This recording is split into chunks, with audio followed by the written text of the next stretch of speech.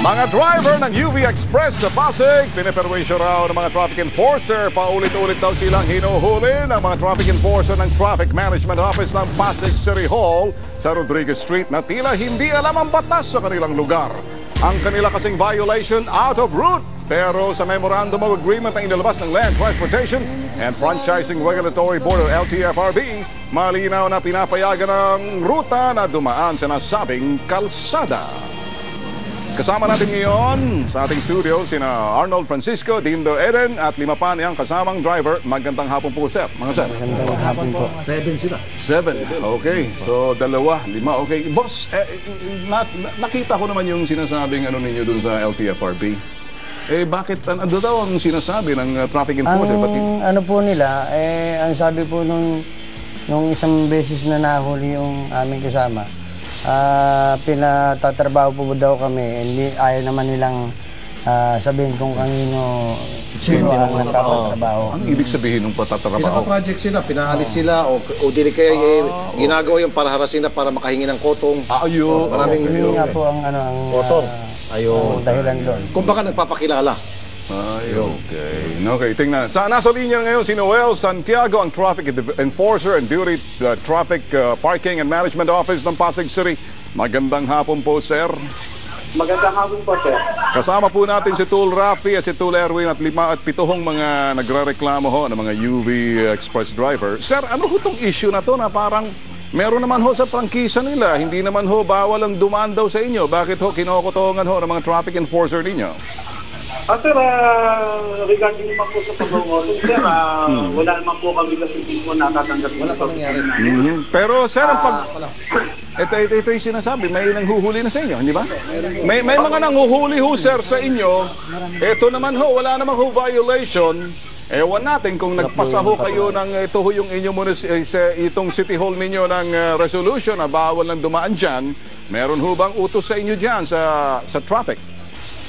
Sir, specifically, wala naman po order sa amin na i-apprend yung mga drivers natin dyan. Saka yung regarding naman Kasi, sa dila, pwede tolben. Sige. Sir, sabi po ng LTFRB, yung ruta na dinadaanan nila, okay yun.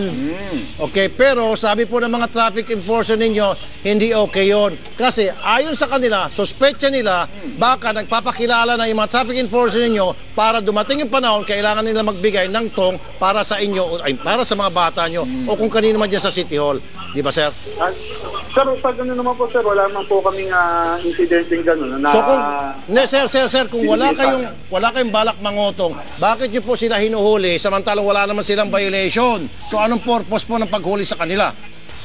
Sir, yung violation naman po, hindi man ho kagad kasi manghuhuli ang importer natin na wala naman po mga initial. Sir, nakikinig ka pero hindi mo ako napapakinggan. Okay? Meron po silang papeles galing sa LTFRB para sa rutang dinadaanan nila ngayon. Ngayon, dumating itong mga traffic enforcer nyo, walang LTFRB, huliin ko kayo, halika rito, mali kayo. So, kumbaga parang binabastos po ng mga tauhan ninyong LTFRB dahil sa salapi, pilak, ano pa ba yun?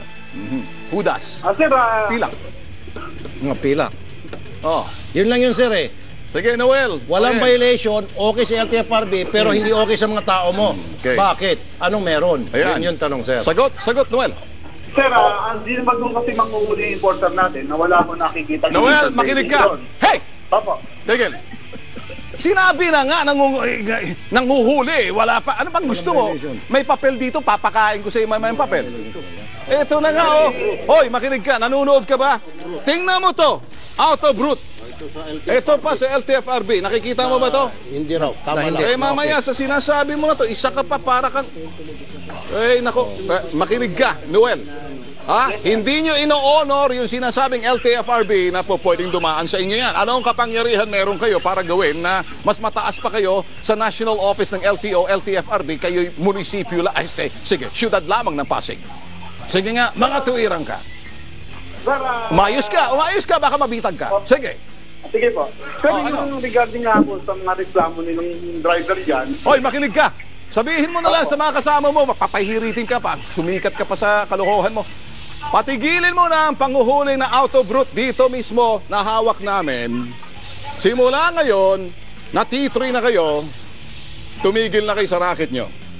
I-honor ninyo ang sinasabi ng LTFRB.